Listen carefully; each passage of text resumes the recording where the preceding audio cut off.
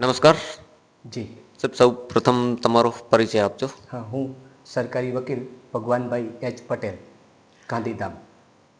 સાહેબ, કાલની તારીખની અંદર જે રોટરી સર્કલ ઉપર બનાવ બનેલો એ સંદર્ભમાં આજે જામીન અરજી માટે એ લોકો આગળ આવ્યા હતા. જી એ બનાવ વિશે જરાક વિગતવાર જણાવજો.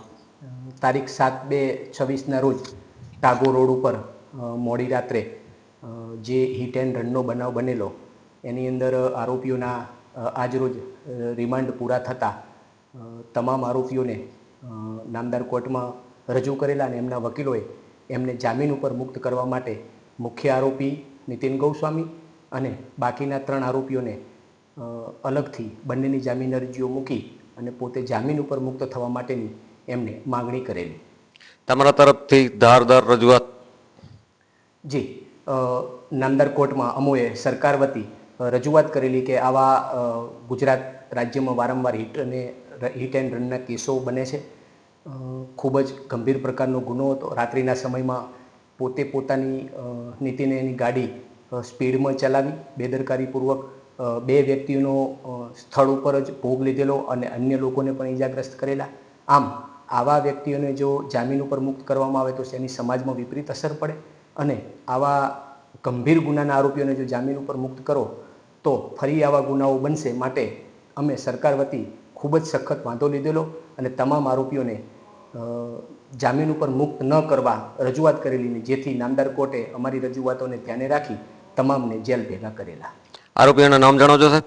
હા, મુખ્ય આરોપી તરીકે નીતિન ગૌસ્વામી અને અન્ય સહ આરોપીમાં દીપક, તરુણ અને મનીષ, એ 3 નામ હતા. કોર્ટની અંદર કેફી પીણું પીધેલો હોય એ બાબતમાં કોઈ દલીલ? સોરી, ફરી? આ લોકો કેફી દ્રવ્ય પીધેલા હતા એવા આક્ષેપો થઈ રહ્યા છે. એ વિશે એવી કોઈ રજૂઆતો ત્યાં થયેલી નથી. સાહેબ, હિટ એન્ડ રનના કેસમાં મુખ્ય આરોપી તરીકે ડ્રાઈવર જ હોય છે, પણ આ જે બીજા 3 આરોપીઓ છે એમનો શું રોલ છે અંદર?